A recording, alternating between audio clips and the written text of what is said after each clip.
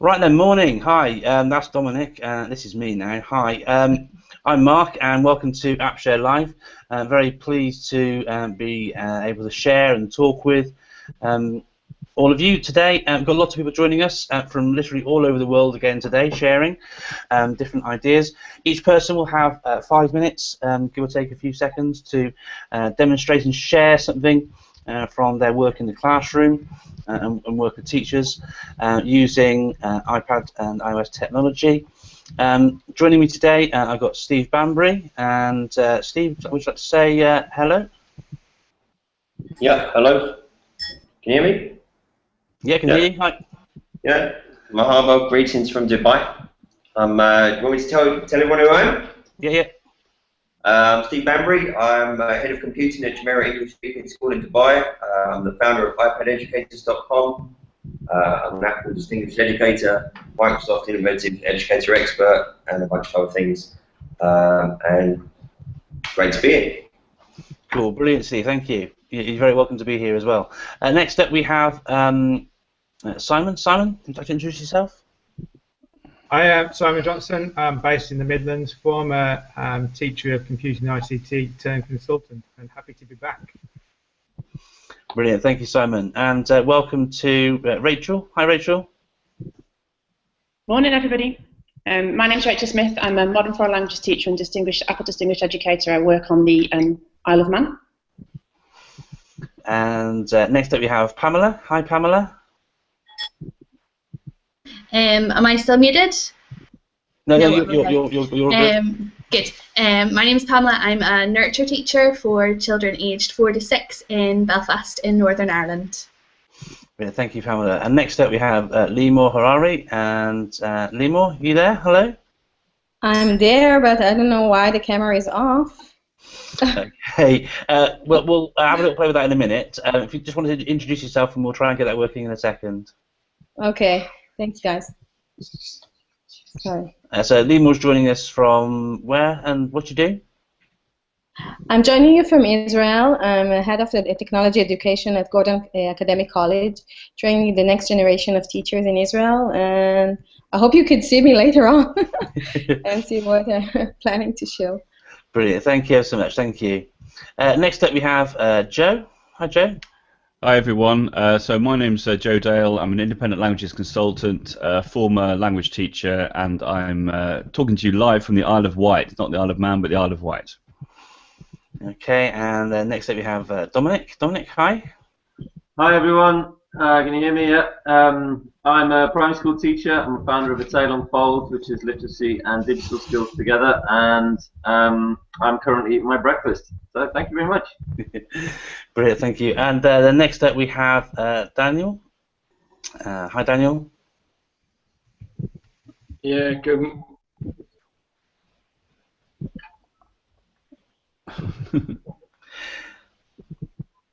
You there, Daniel? Yeah. Yep. You hear me?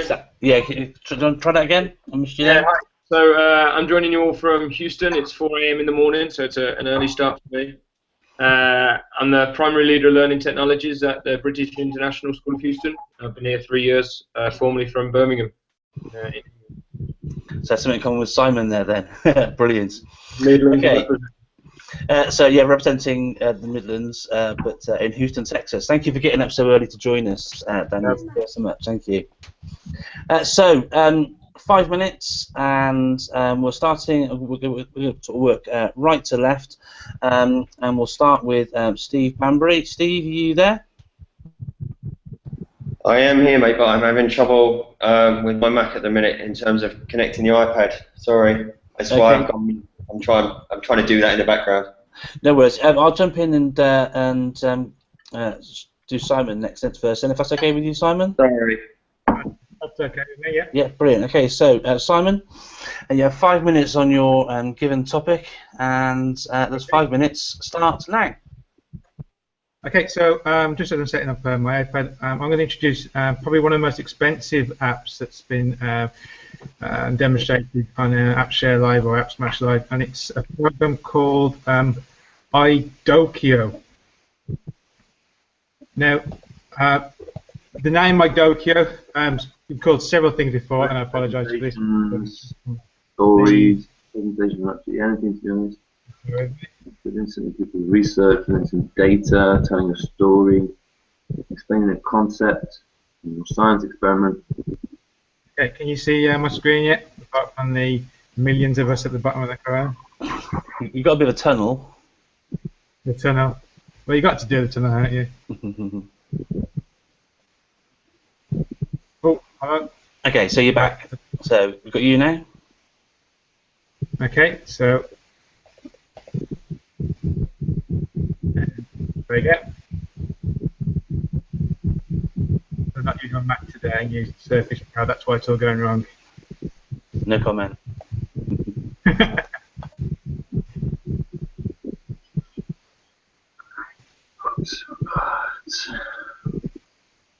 Let's try again. Let's try the server. Right, have you got that? Yes, got your iPad. Fantastic. Right, so primary demonstration is Idokio, also called Idokio or Idokio. Apparently, its actual name is Idokio, and it comes from the Latin verb to teach, dokio, and obviously I, so it translates to I teach. It uses the most expensive app that's probably been demonstrated so far, unless you can prove me wrong. And it's kind of all-round, all-in-one teaching assistant. So I just put a passcode in. This is not my usual password. So let's start with the main menu. So let's say it's an all-in-one teaching assistant. They've got a planner in there. You've got a grade book, seating plan, diary, but lots more. Now, when I first bought it, it was about £2.40, and I was an early adopter. Now on version 4, it's about £7.99. But hopefully, when you see the features, you'll agree that it's worth it. I'll start with the settings. If I click on the little settings icon in the top left-hand corner, I'll just go through some of the features. So you've got two modes. You've got working mode and full size mode. The difference between the two, you've got full size, which is at the moment.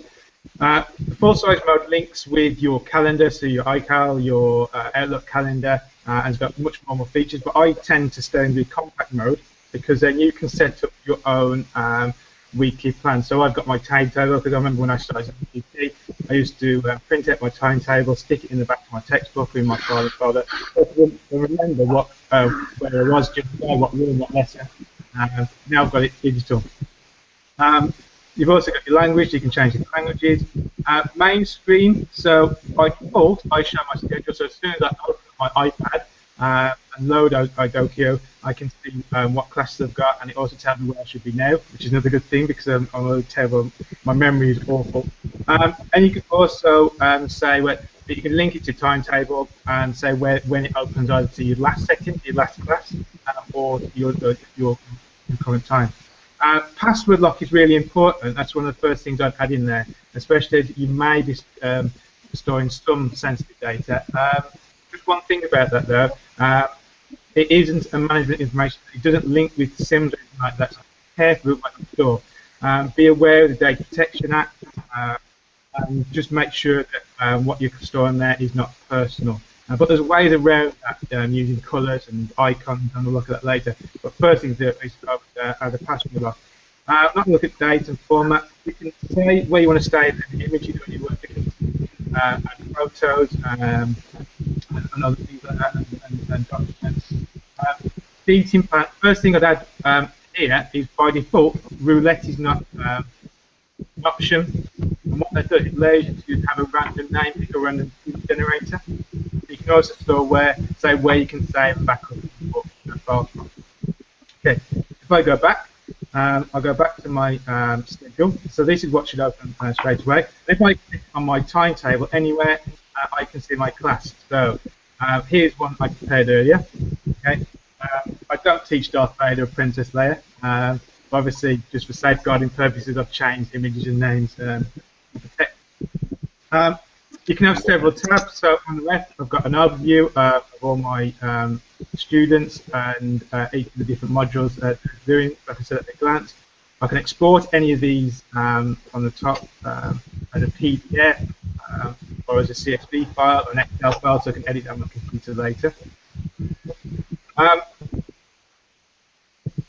Also, just looking through my notes now, because it's been a while since I've used this, you've got your gradebook. So in your gradebook, you can add 2 columns. So I can add a column and different features I've got. So I'll give it a name, so I'll just call this summary. You can have a subheader, put the date.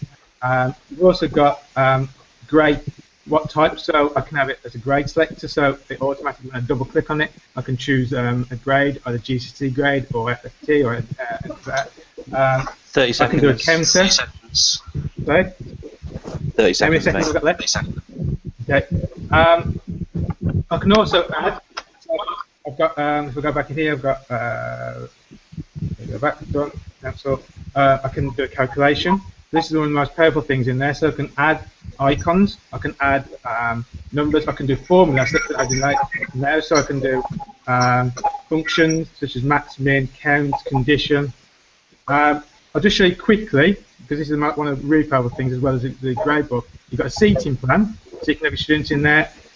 You can do random selectors, you can pick a student at random. You can also, like in the settings, if you've got once you've got a standard seating plan, you can randomize them, but keep in the positions of the seat. So I can randomize my students, and I can do different groups. But the other thing which I think is really powerful, especially with, that's an old one, well, especially with, new one here, okay, just one last, if I go back to my gradebook, I can click and hold on a student, I can add a photo, but I can also put in icons to represent certain things, so pupil premium, SCN, whether students got visual impairments, they have to sit in front of the class. So very good if you've got Ofsted in or non-vet students in your class. So just a quick, and I apologise for the technical problems, I would have liked to cover more, but yeah, no problem, Simon. I think we can agree. Idokio is a really, really powerful app. I know lots, lots and lots and lots and lots of teachers who think it's absolutely brilliant, just like yourself. And there's so much you can do with it. I think if you do sort of search on YouTube, there are various guides on how to set it up and use it and what have you. It really is an invaluable sort of teacher planner, really, with more bells and whistles as you can shake a stick at. Thank you for taking the time to share it with us today, Simon. I really like as well with Idokio the ability to have all those other things in there, like your seating plan and all the rest of it, and that ability to sort of adjust things and calculate stuff. I understand you can also sort of put in parent email addresses and what have you, and sort of send off examples of work and things like that. It's really massively powerful, isn't it? Yeah, so one big thing I do is I put all the students' email addresses in there, and then the gradebooks I can send as a report to the students, and they get them to add feedback and send it back to me. You can also, if you remember 3 rings, you can actually attach documents to each of the students. You can add video, you can add images and audio as well, so you can get verbal feedback, which is, I think, is very, very powerful. Brilliant. Thank you so much, Simon. Thank you. So back then to Steve over in Dubai joining us. Steve, are you ready now? Yeah, I think so, mate. I'm gonna ask you if it's all right if I just give it a go here and make sure that this is working, and then if not, I'm gonna jump back off and see if I can get it going. But tell me, can you see my screen? Yeah, we can see your screen with the stormtroopers. Yeah. Awesome. All right, that way then. Yeah, I'm all right to go. Cool. Okay, over to you then, Stephen. All right, guys. So when Mark asked me to join in this time, I started peeling through different apps that I could choose, and as you can probably see from my screen here, I've got a fair few apps, but I tried to go for something that I've been using for a couple of years, but I often refer to as a lesser spotted app. It's one of these cross-curricular apps that you can use in lots of different areas of education, but it's perhaps not as well known as some of the big boys like your Puppet Pals and your iMovies and your Poplets and Explain Everything. And there's this one right here. Okay. It's called Make Dice. Now, I noticed Mark actually tweeted something out the other day just about this one, raw story cubes, which I'm sure some of you are familiar with. And I actually had the Story Cubes app first, and heads up to and shout out goes to my friend David Kirtland, who's an ADE from the UK, and Dave was the guy who actually originally switched me on to Make Dice about 3 years back. So Make Dice is exactly what you expect it to be. It allows you to make digital dice. It's dead easy. It's very cheap. I'm going to show you how the app works and then give you a couple of applications for it. So when it loads up, you can use the iPad and, physically and shake it to roll the dice, or you can press the little icon in the bottom left-hand corner to roll the dice. I'm going to press this little settings cog and come in here, and I can control little things like the table color if I particularly want a different table color, and turn the sounds on if I really like the sound of rolling dice. And what you might have noticed is that these two dice here, they're not your traditional six-sided dice. So straight off, you've got two ways that you can use this app to create tools for use in the maths classroom. So you've got one here that rather than the dots for the regular six-sided dice, I'm referring to the black one down the bottom, I've actually got the words written on. So if you were working in Key Stage 1 and trying to get students to identify the words that represent the numbers, then you could do something like this. Similarly, up the top here, I've got a dice, the white one, which has numbers that are bigger than 6. So, for example, say you were doing an activity wherein you might be rolling two dice and multiplying them together. That with traditional dice, the maximum that you'd have access to would be 6 times 6. But by putting the dice into here, you could go up to 8s and 12s and things like this. Now, you can actually have 6 dice going at the same time. Creating dice is incredibly easy. You come into this screen here, and I'll just type in sample. And as you can see down the bottom, I can change the actual color of the net. Now, I must admit, I've never done it, but I assume there's nothing to stop you taking a screen grab if you wanted to and actually printing these off. Then you can just click on the different faces of the dice, and I could type in text, or I could, of course, add in numbers. It gives me great versatility for the maths classroom, as I mentioned. You can also, as you can see at the top, go to photo and find something in here. There we go. Let's stick in a little breakfast club. So you could add images into it as well. Now, where this comes in handy is more in the English classroom rather than the maths classroom. Click on this one, and you can see an example here. I used Make Dice last year with the Year 6 class, actually, in a similar way to how you would use the Rory story cubes, to create prompts for writing within an ancient Greek topic. So it was myths and legends type theme. You can see one here that this is the weapon. So this was the item that was going to be used to slay the monster. You can see another example here of different monsters. So the students could create these themselves. You can see another example here. This is actually from a different English lesson where they were coming up with different ideas for different types of writing. And there's yet another one here. This was used in a SPAG lesson, in a punctuation grammar lesson, where students had to roll and then create that type of sentence based around that theme. And of course, you can combo these in all kinds of different ways. Other uses for it, there's one up here. You could use it to assign tasks randomly within a larger project, perhaps something where different students had to have different tasks, different roles within the team on a different day. And similarly, you could use it, of course, as a random student picker on using maybe either the names of the students or perhaps table colors, and then assigning a number to the student. I can just show you quickly, so you can get up to 6 rolling at the same time. There you go.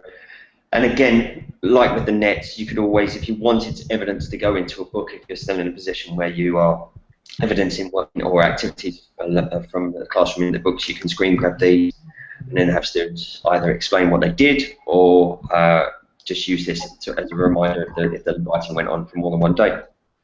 And that's about it. Mark, is there anything else you want me to share? No, that's brilliant. Thank you so much, Steve. And you're in time as well, so that's absolutely spot on. Thank you. Yeah. Brilliant stuff. Did anybody have any questions about Make Dice from the group that are here? Can I just say that it's absolutely brilliant also for a modern foreign languages classroom. You can make those tasks, and they can be used as stimulus for speech and speaking activities. It is absolutely fabulous app. I have to say, I've used it myself. It's great. Brilliant. I think it's another good way, easy way to create app smash dice. Yeah. What do you mean by that then, Simon? So you could put the different icons, because you can add your own images. You can have the different icons for different apps. You can have 2 or 3 device icons at the same time. Shake your dice. It tells you what apps you're going to use to smash them together. Yeah, brilliant. Thank you very much.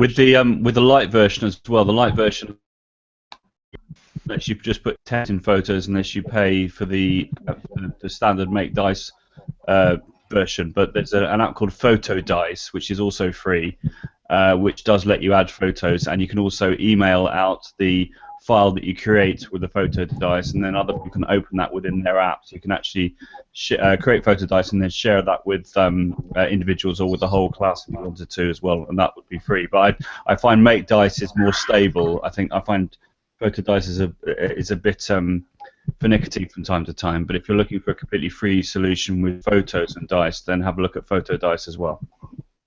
Brilliant stuff. Thank you ever so much, Joe. Right then, so thank you to Stephen for presenting us. Very, very good of you to spend the time coming in from Dubai. Thank you very much. Next up we have Rachel, sharing from the Isle of Man. Rachel, over to you. Hello, hello. Your 5 minutes start now. Okie doke. Let me just share my screen with you all.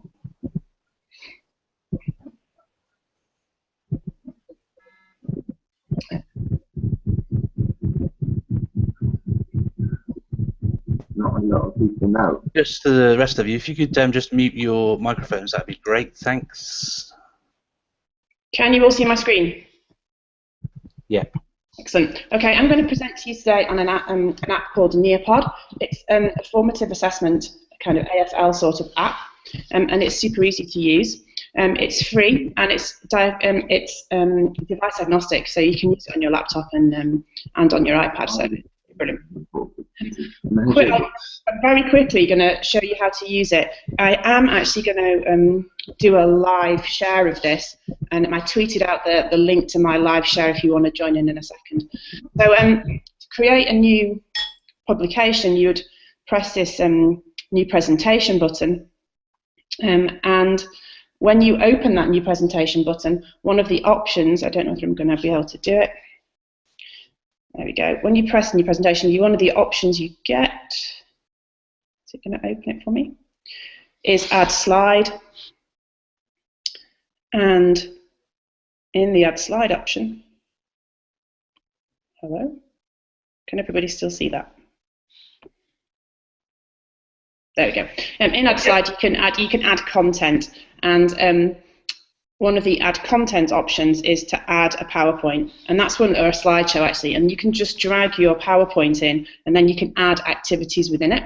And I've made one so that we can all have a go. So if you've got Nearpod on either your iPhone, because they've now made it an iPhone app, or if you've got it on your iPad and you're not using it, I'm going to launch a session, or a session's already launched. And we can have a little play, and I can show you exactly what it's like. So this is the code if you want to join in. You will only see the teacher version of it if you're seeing this screen. If you're playing at home, you'll see what the pupils would see, and what you'd have to see, you'll see what a teacher sees on my screen. So when you log in, the teacher controls this, unless it's set as a homework, of course. And at the top right-hand corner, I can see that I've got 2 people in my room, and you can probably see that on your screen too.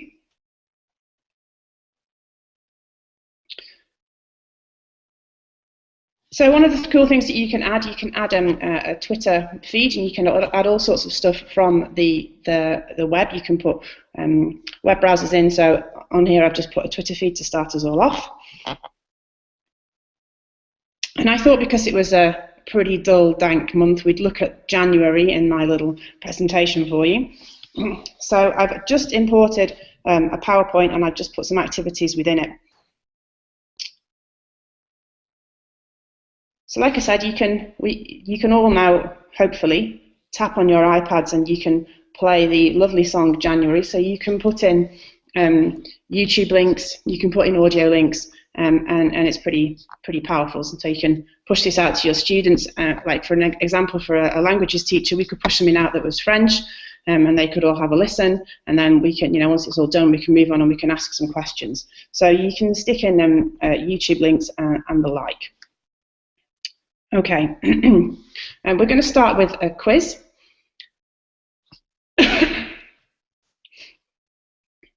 And if you're looking at my screen, you can see that the people who are in my classroom now are adding answers. And you can see what students got what right. So Penfold number 1's doing pretty well. He's got 2 right, and in fact now 1 wrong. And so you're getting a live update of what your students are doing. 30 seconds. I can share that out to you. So those of you who are playing along should be able to see that, and I can unshare it.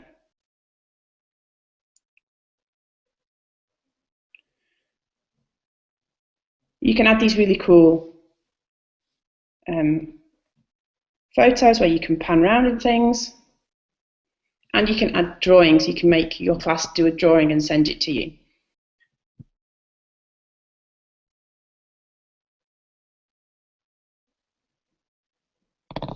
I've only got 30 seconds left, but there are loads and loads of features that you can actually engage with this app.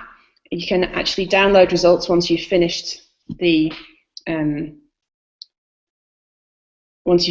session, so you can see how everybody's done on every single question.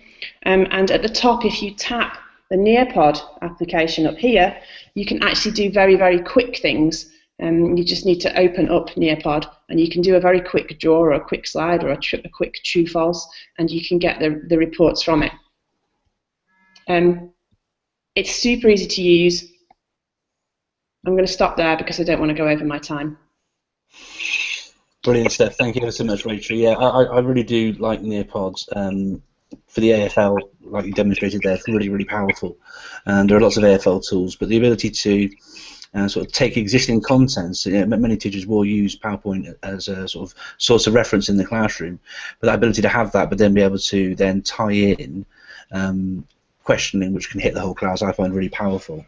Yeah, it's absolutely brilliant. I mean, the fact that you get that instant feedback, exactly what everybody's understood and hasn't understood, the fact that you can add more than one simple activity, you can put quizzes in and you can draw things and you can put audio in, and then right at the very end of your session, like I said, you can download those results, and that's really powerful to actually show parents at Parents' Evening, look, we did this, and this is what your kid did on those, on this particular activity, and I actually really like it.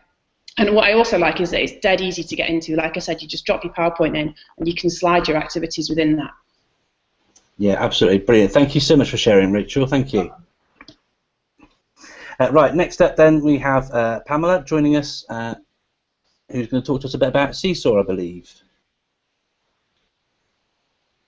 You okay there, Pamela? Okay. You're smiling, but... Oh.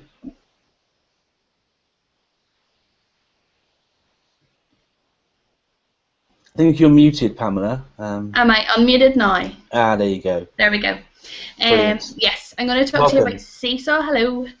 And Seesaw is something I've been using with my class of social emotional behavioural special needs pupils. They're aged 4 to 6 and they can all work it themselves independently. So it's something that's really intuitive, really simple to use, and now actually our school, every class uses it. So I'm just going to see if I can share my screen with you. Let me see. I can't find the button to share the screen. It's on the left-hand side, second option down, the screen share. Yeah. Have you got my screen? Not at the moment. No, your connection's a bit slow. So. Oh, okay. So it might not have come through yet. Let's see. Anything? Nothing quite yet. Do you want to jump to someone else? Yeah, it might be worthwhile sort of dropping back out and coming back in again, maybe. Okay. With it being the connection being quite slow. Okay. Okay. Okay. I'll try Lemur. Lemur, are you ready? Okay, I'm ready. I'll just open the QuickTime. I hope it will work now. Okay, can you see me? I can see you, but can't see Okay. your screen yet. Okay, now what I'll demonstrate today is an app that actually is an Israeli development. It's a startup. It's called Kipi, and it's a digital portfolio. I'll try to connect my iPad. Tell me if you can see it. Okay, I think it's working, right? It might be with you, but we can't see you. Your video's frozen at the moment. Okay. How about now? Not at the moment. Do you want to get it ready, and I'll come back to you in a second. My presentation is very, very quick, so I'll jump in now, if that's all right with everybody, and I'll just do mine very quickly. Mine's a very simple idea today. I want to share with you a free app made by Google called Google Street View. And with Google Street View, can you see my iPad screen? Mm-hmm. Okay, so with Google Street View, you can really sort of break down the walls of your classroom and visit anywhere that you would like. So, for example, if I just come out of this national park here, okay, I'm just going to do a little search, and let's search for Buckingham Palace. We want to learn about the palace, and we're thinking about the Queen and what have you. So we go in like so, and we see Buckingham Palace, we tap on the image, and if you've got Google Cardboard, you can use that with this app, but we're just going to use the iPad as it stands. So if you tap on the little compass icon, and then the image becomes interactive. And as I move my iPad around, so I can see all the things that are here in front of me, and all around, up and down. What's really nice about the app is that you can, if you want to, as well, make your own street view panoramas like this, which would be fantastic for people who are when you take children away on residentials, or if you're going away on learning trips. It's a great immersive record of some of the things that you see there, and they are super simple to make. You just simply tap on the plus in the bottom right hand corner to start, and then you just join up the dots. I'm not going to do my dining room, but you simply join up the dots and then submit it, and that can be accessible from anybody then who's using Google Maps and Google Street View, or not. If you want it to be kept private and what have you, you can do that if you wanted to. So Google Street View, completely free, and a lovely way in which you can use your mobile devices like your iPads and what have you, whilst you're out on tour. I hope you found that interesting, and let's just stop sharing that for a second. Come back to me, and we'll see if Lemur is now ready to roll. Lemur, are you ready to roll? Yeah, can you see me? Can you see the Okay. QuickTime? My iPad? It's just a black screen at the moment. Let's just see what happens there. How about now? How about now? Still black at the moment. Okay, what I'll do is I'll just jump back across to Pamela. Pamela, are you there now? Okay. I had just muted my microphone. Okay, do I try yours again now? Yeah, I think it should work. Desktop. Screen share. How's that? Have we got a tunnel? We have got a tunnel coming through, yes. Okay, super. Hopefully we'll clear the tunnel. Yeah. Because I have my Seesaw set up for my class, and it's all photos and all their details, I'm just going to show you some screen grabs with it completely anonymized in Keynote. Can you see the keynote? Yes. Super. Seesaw is really, really quick, really easy to use. If the 4-year-olds in my class can use it, anyone can use it. It's an app that's available for all different platforms, so no matter what you're using, you should be able to get it. There's a class version and also a parent version. So the class version is the one that I'm going to show you today. We don't use the parents version yet, but there are lots of schools that do. So when you tap on the icon, it opens up like this, and the students know to tap the ones with the little people, and then they sign in using a QR code. And it's really nice because even if their hands are wobbly, the camera will still pick up the QR code and log them in. Whenever it opens, it usually opens like this. So you've got options of things that you can upload. You can upload photos, which are taken from the camera. And again, if the students are really wobbly when they're holding the camera, it will say hold still, and it won't take the photo until the students are standing still enough that it will be okay. Or you can upload something from the camera roll. It's really good for app smashing. So if you've made something in PicCollage or in Shadow Puppet and you want to upload that, you can. But the thing that I really love about it is whenever you choose to upload something, so this is a photo of our topic at the minute is cold places, and we were using Quiver to do a little bit of AR, and the students made this. We took a screenshot and we've uploaded it. So the options down here, you can rotate your photo round. You can add a narration, which is really nice, so the children can talk about their learning and explain what they've been doing or what they found out. So it makes the thinking a little bit more transparent and a little bit more visible.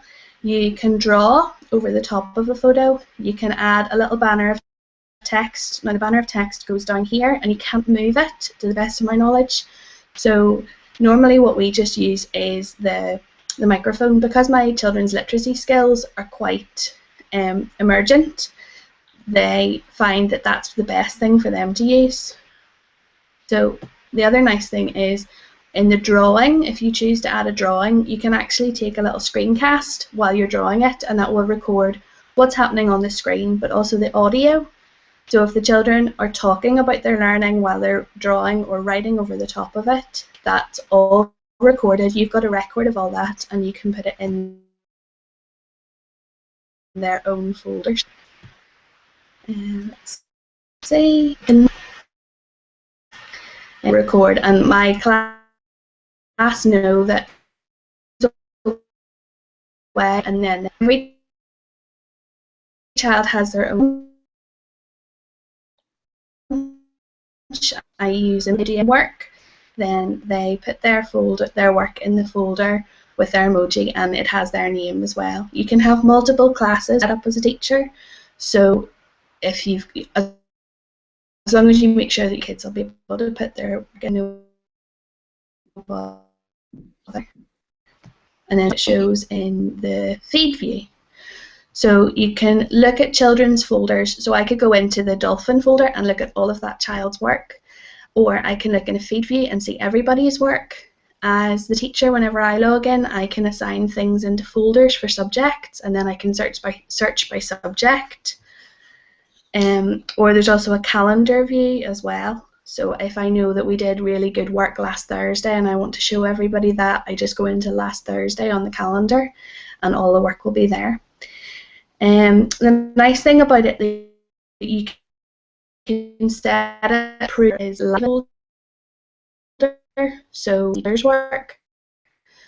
Before it goes live in the class feed, I have to approve it. Now the way I work it is the iPads are set up with the children's accounts, and my phone, this is my old phone, is set up with my teacher account. So anytime they try and put work in, then it pops to my phone that I have to approve it, and I can approve it, and then it's visible to everybody.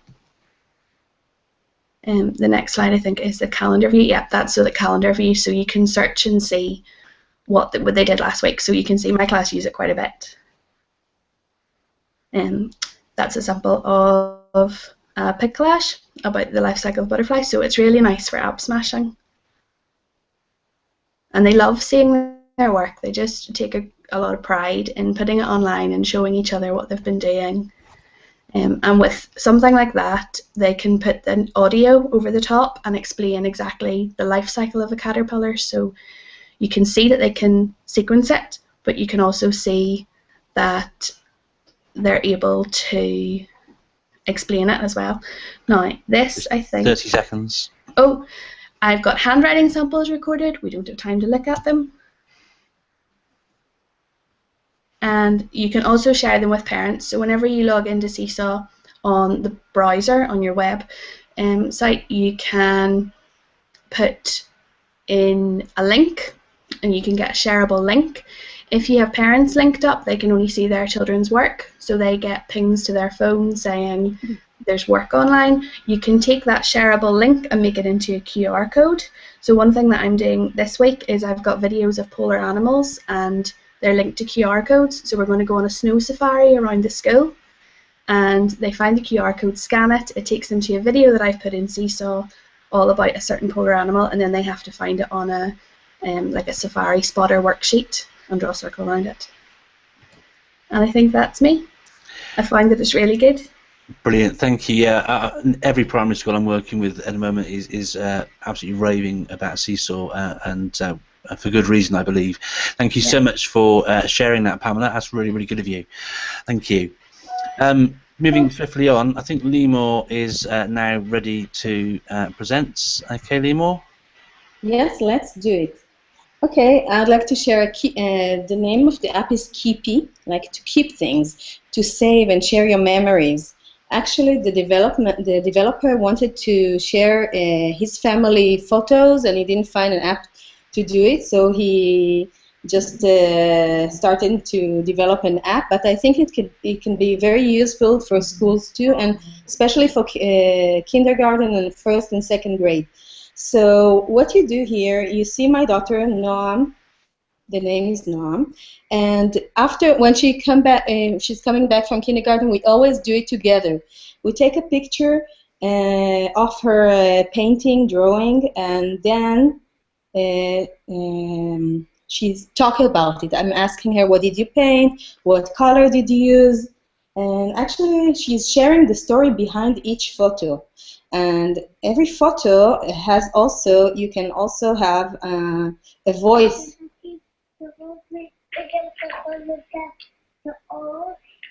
Okay, if you heard her, she's explaining what she drew, and you can also share it with your families, your loved ones. Invite users to be access to those memories.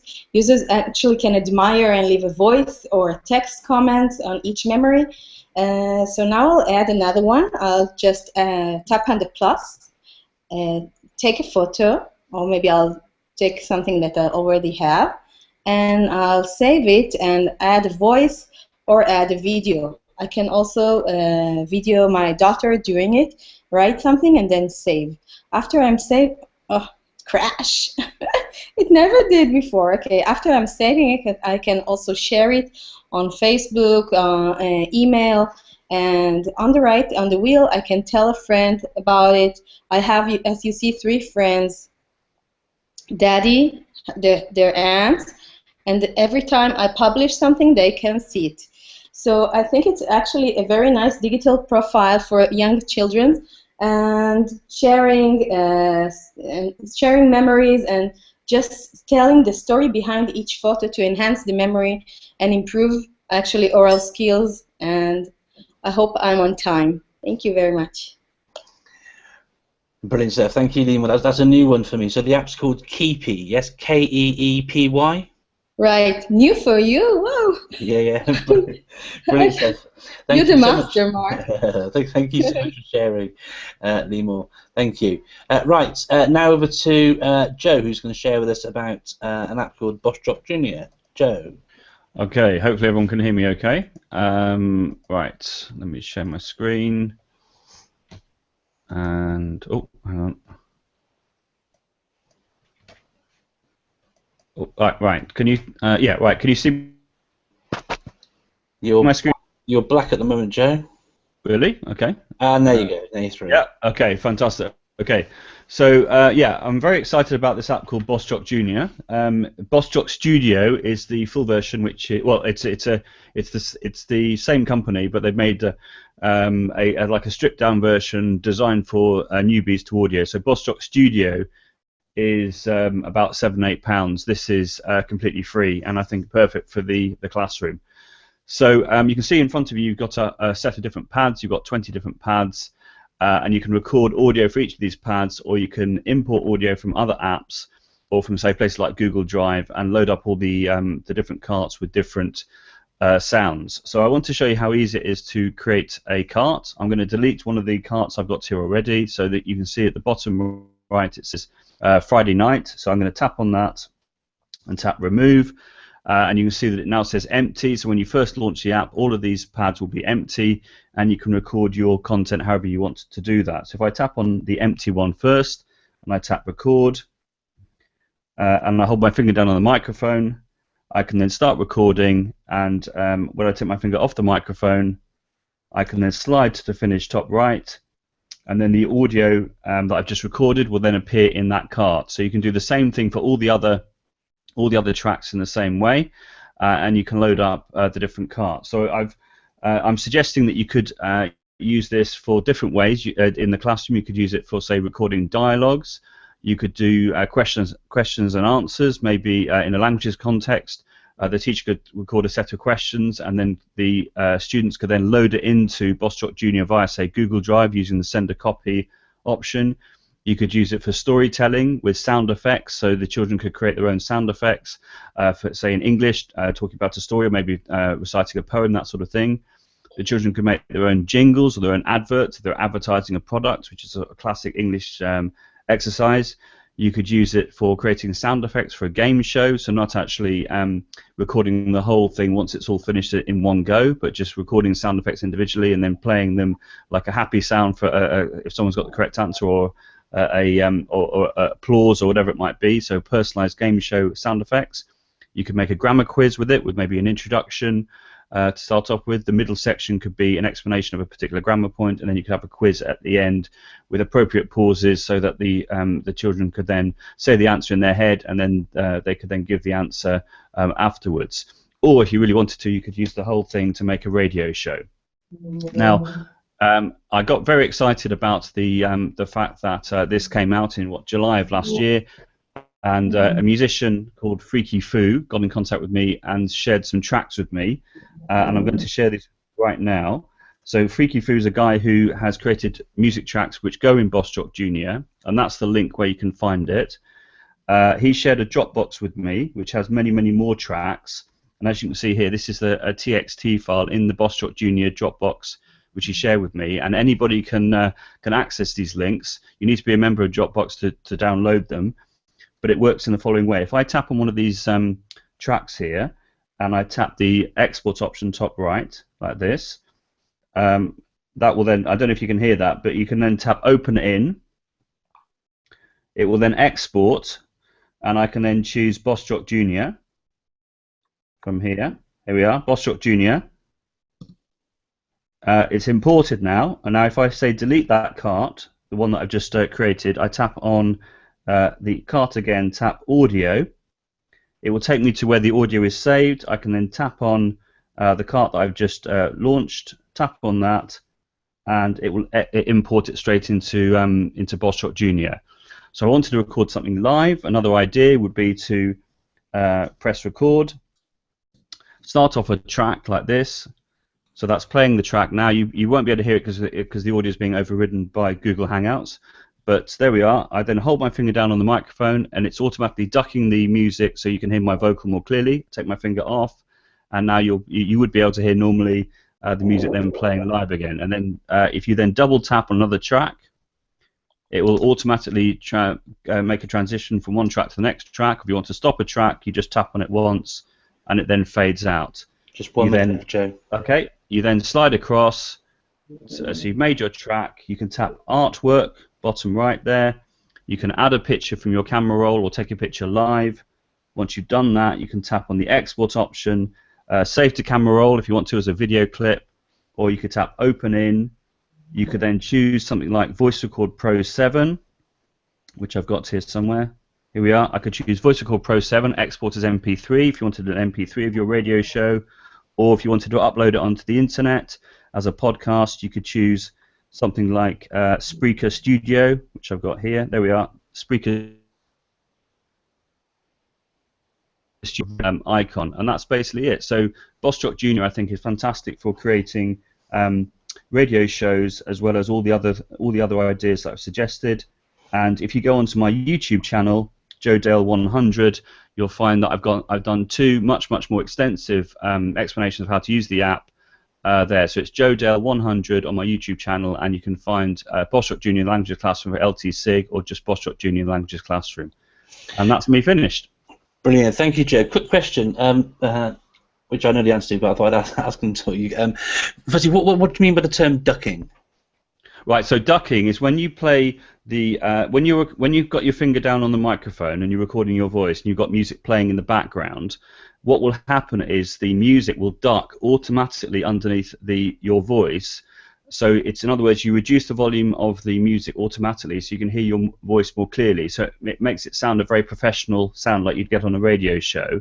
And when you take your finger off, it will then play the music more loudly again. So in other words, a ducking is the idea of the music automatically lowers in volume when you're recording your own voice, and then it will then increase in volume once you've taken your finger off the microphone. So it ducks automatically, like it does with GarageBand on the Mac. Yeah, brilliant stuff, thank you. The other quick question was as well, you recorded that sample and what have you, and then you deleted it and replaced it with that sample that you imported from Dropbox. Is that sample gone for good, or can you bring it back? So when you record something and you put it into the recording area in BossJock Jr, you can then import it whenever you want into one of the tracks. So in other words, any way of importing audio into BossJock Jr will work in that way. So you could use like Launchpad, which you showed me a year ago at the Bet Show.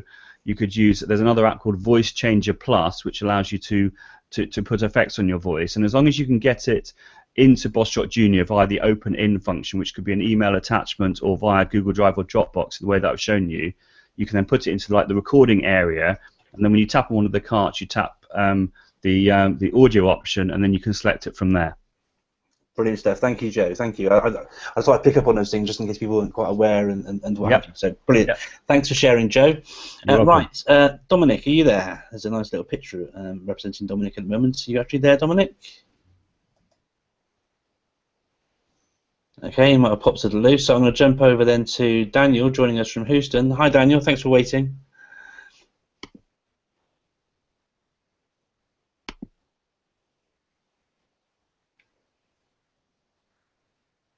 You okay, Daniel? You seem to be muted. Let me see if I can unmute you. You're muted at the moment. Can you unmute yourself? Yeah. Can you hear me now? Yeah, brilliant. I can hear you now, yeah. Okay, great. Yeah, thank you for that. Some really good talk so far. It's fantastic to sit and be a part of it.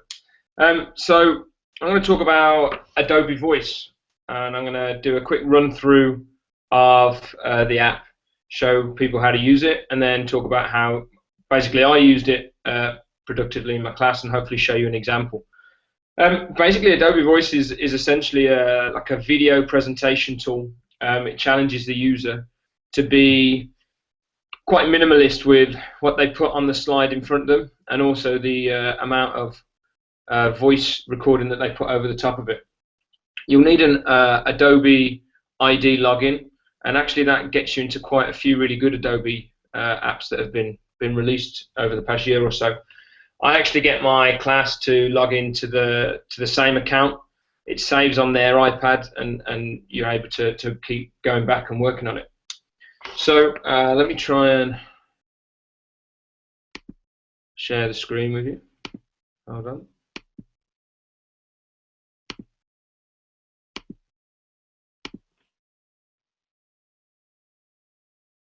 Okay, so can you see my iPad?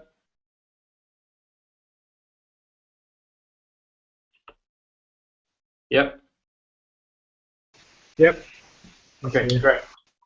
All right, so if I just go to create a new story, okay, when I click on that, hopefully it's connected up.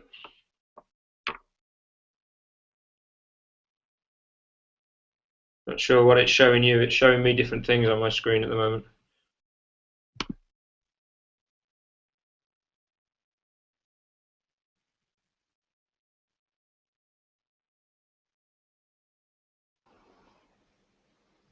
Can you see?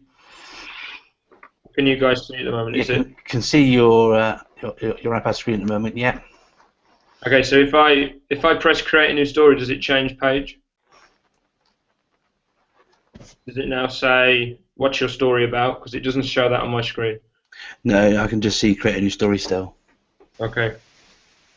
It's not sharing for some reason. It might be your Wi-Fi. I know if you've got poor reception, it slows down. Also, what program are you using? Air server or anything like that? I'm using the QuickTime. No, using QuickTime down the bottom. Maybe just close QuickTime and start it again to reconnect it through. So we close QuickTime and then do the movie recording thing again. All right.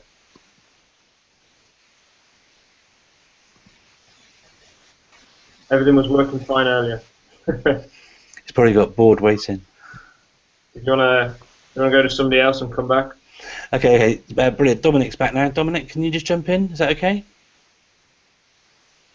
Can you hear me? Yeah, I can hear you now. Yeah, brilliant. Cool. Okay, let me just see if Reflector's going to work. There we go. Okay, let's share the screen. Entire screen. Yeah. Are you seeing my iPad? Yep, Rick Astley. Cool.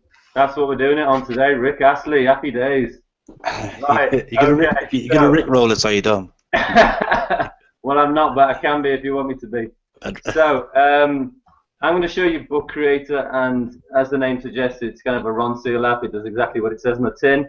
So it's for creating books, but to be honest, it's just a dashboard for creating anything, really, presenting information, showing research project, or anything like that, really. So when you open it up, you'll see what you'll get on the screen. You'll actually see there's a short tutorial. To be fair, that says everything that I'm going to say and more. But for the purposes of actually doing something, I'll make a little book for us. So I've got a book here that we're going to work on. Okay, it's going to open for us. And here we see down the bottom, I've added a little title. Now the way you do that is go to the plus at the top, and it's going to ask you what you want to add. I've added some text here. If you select the eye icon, the information icon in the top right as well, there'll be all sorts of different things for alignment, move to back, front, bold. You can change the size of the text if you want. That should be changed on the screen. Okay, I'm going to keep it relatively normal. You can also, extend the size of the box or whatever you want to do. Okay, so I'm also going to add a photo here. So I'm going to go to my camera roll. I've got a picture of Rick in pink. Who doesn't want to see Rick in pink? Okay, so here we go. I'm just going to align that so that it's nice and big. There's my front cover. Okay, perfect. So Rick Astley, my story, will be unofficial story. So we're going to go to the next page. I've also already got some text here. He was born in 1966 in Newton-le-Willows. His father was Tintin, the famous reporter. So I'm going to add another photo here.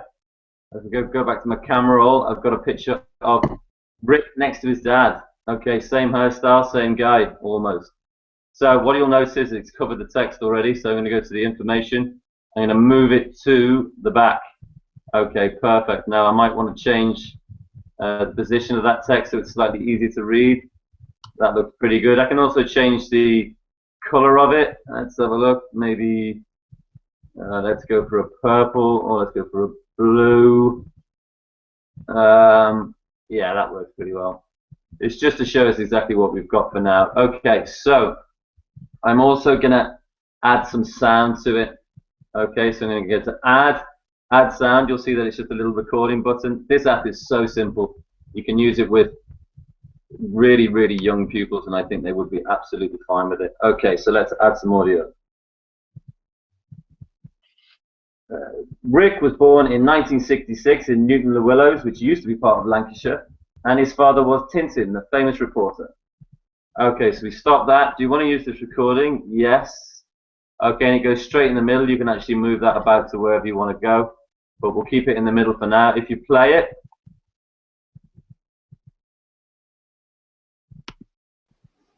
We couldn't hear that, but it is working. I know it is. Yeah. Right, okay, no worries. Okay, so we will go to the next slide. Okay, so here's a few things about Rick again. Let's add some sound to this as well. We're going to add some sound here. As a young boy, Rick was often seen on the school playground carrying out surveys. Okay, use this recording, yes. I'm going to pop that one over here, and so that people know that that relates to that little Rick Astley survey on the left, I'm going to use the pen. I'm going to add a drawing. Let's do it in funky red. Okay, and I'm just going to add an arrow so that people know. You can see you've got a pen tool, you've got a eraser tool as well. Click done. Okay, perfect. So people know that that survey relates to that sound. Unfortunately, that didn't come through. I don't know why that didn't come through. But, oh, hang on a minute. Let's see if it comes through now.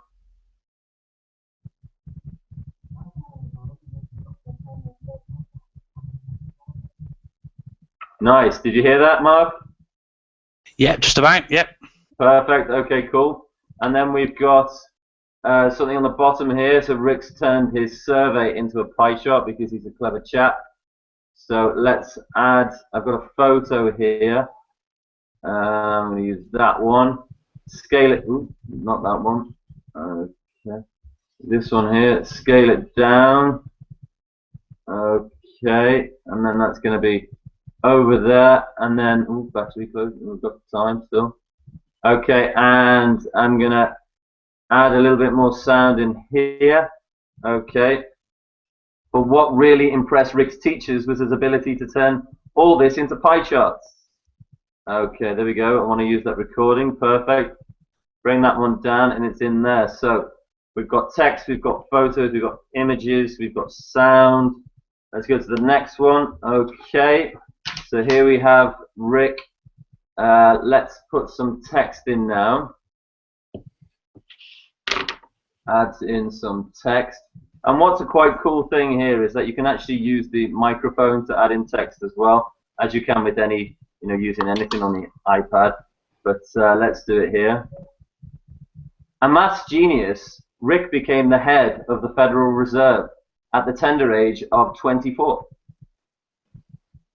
Okay, done. It puts that in straight away for us.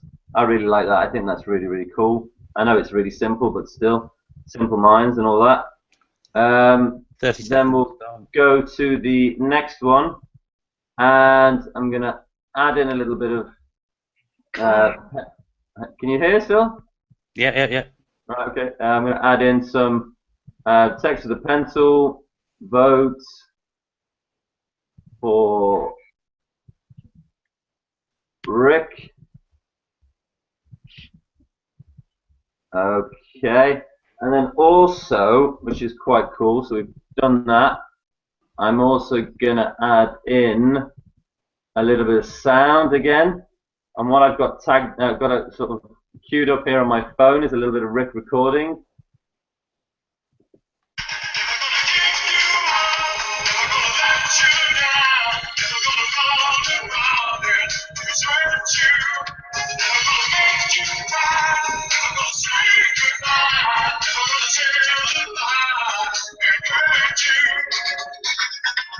Okay, so that's going to be Rick's manifesto in the middle there. I might add another bit of sound here and just say, having retired from finance, Rick is now running for president alongside Donald Trump. Vote for Rick. Okay, want to use that recording? Yes. I'm going to put that one down the bottom there. Okay, so now we have this very professional looking book. And then we're just going to finish it off here. Got a full image background. We've got some text down here. We've got a little bit of sound, which has a bit of Rick Astley on there as well. And that's about it, really. If you wanted to share the book, you can do it in the top right-hand corner using the little share icon, and you can do whatever you like with it. Okay, copy it to iBooks or copy it to Google Drive or Evernote or whatever you want to do, or email it to someone. Okay, so that's that. That's Book Creator. It's very, very simple, very, very easy to use. Okay. Yeah, brilliant stuff. Thank you so much, Dom. One little thing I'd add to me, apart from the comedy factor, that was a cracking presentation. Thank you. When you're using the sound stuff, I always advise the children, because when you export it as an interactive book, because you can make those sound icons invisible. Yeah, so you can, like you say, sort of tap on Rick's face to hear his manifesto, for example. Yeah. So put a bit of text there, and there's sort of a visual cue to show where you can tap on it, because it's more visually appealing. It can make the images interactive rather than having the actual microphone bit on it. But, right, okay, yeah. That's the only other thing I would add, really. But yeah, cracking presentation, thank you. And I know you were going to present on Adobe Voice as well, rather than Book Creator. So that's what Daniel's going to do in just a second. So thank you for quickly switching your presentation at the last minute. No worries at all, that's fine. I've seen some nice tweets popping up on your actual iPad during the session as well. So good stuff. Thank you very much indeed, Dom. Everyone loves a bit of Rick Astley. Yeah. Well, we'll never give you up or let you down, you know. So. Right, thank you. Cheers. And then finally over to Daniel. Daniel, how are you getting on? Yeah, I think it was working perfectly earlier, but we'll give it a go. I think it's just slowed down a little bit, so we'll have to try and keep up with it. So as I was saying, it's a video presentation tool. Yeah, so you get a login. Let's share the screen again now, and then can you see that? Great stories have a structure. Okay, fantastic. So the idea is it really focuses on structure of the presentation for the children. You can change the type of structure. So I'm trying to move it around, but it's not working. But so there you've got teacher lesson, which is the one that I was going to choose. When you pick it, basically it takes you to the working page for you to work on. Hopefully it's going to change. It was working. You can add images onto the screen. You can add icons. You can add text. And then what you also do is you record voice onto that. It's not changing. When you actually record, if ever you go on it, it will make complete sense, I promise you. When you press to record on there, actually after 10 seconds it pops up on screen and tells you that you've recorded your voice for too long. It actually tells you to keep it short, which I think is going to really help the students to focus on what they're talking about. And along with the very minimalist icon on the screen or image, it really shows and makes the student think about what they're going to do. They think about the quality of what they're creating, rather than talking too much or putting too much onto the slide. Daniel, would you like me to present my iPad but you talk us through it? Would that help? If you can. Yeah, I really don't know why it's not working. It worked last night, it worked this morning, so. No, I can do that fine, no problem. I'll just switch to my screen and then share my iPad. Okay, which you should now be able to see, guys. Can you see that? Can you see that, Daniel? Yeah. Okay, so you talk and I'll type and do stuff, yeah?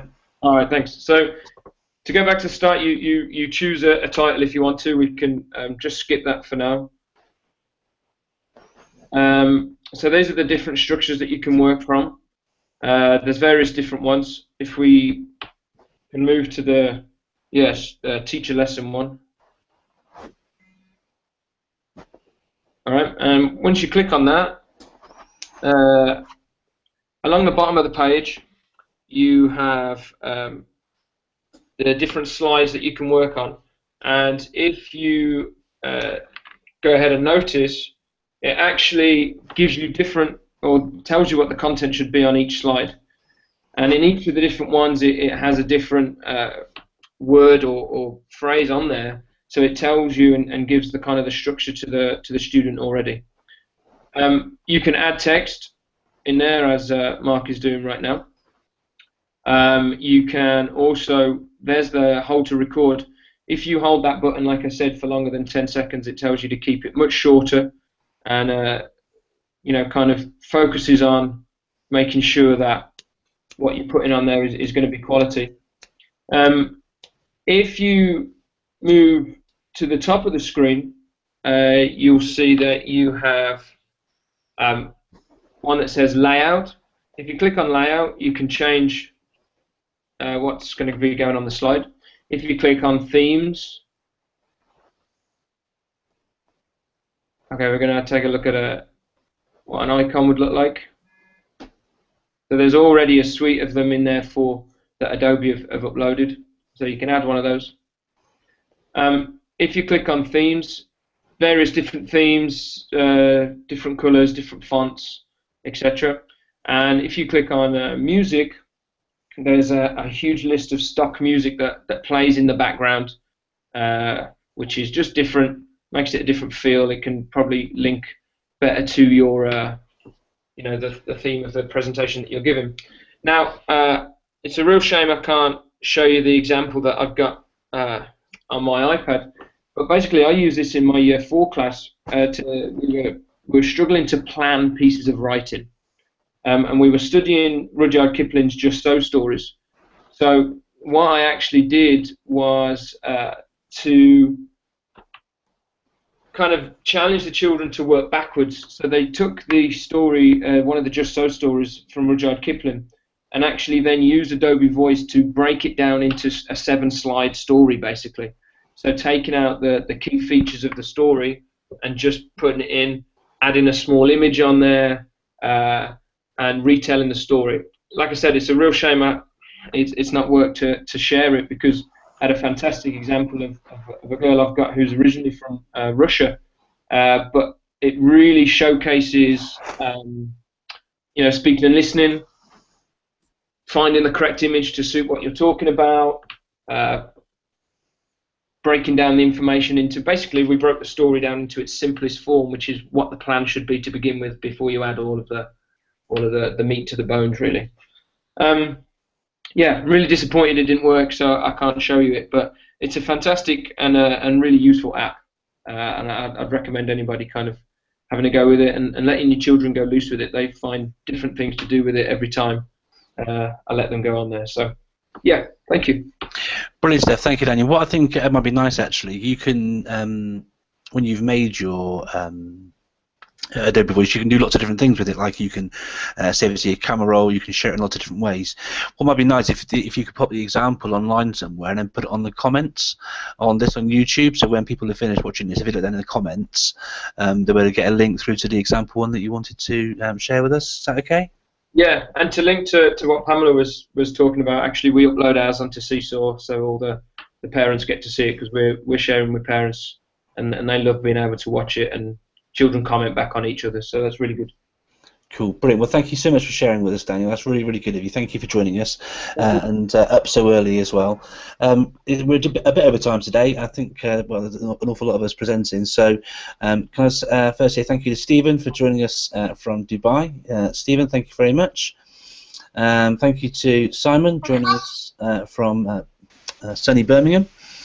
Thank you to Rachel joining us from the Isle of Man. And we've got Pamela joining us from, well, I'm not quite sure where you're from, Pamela, actually. Where are you from, Pamela?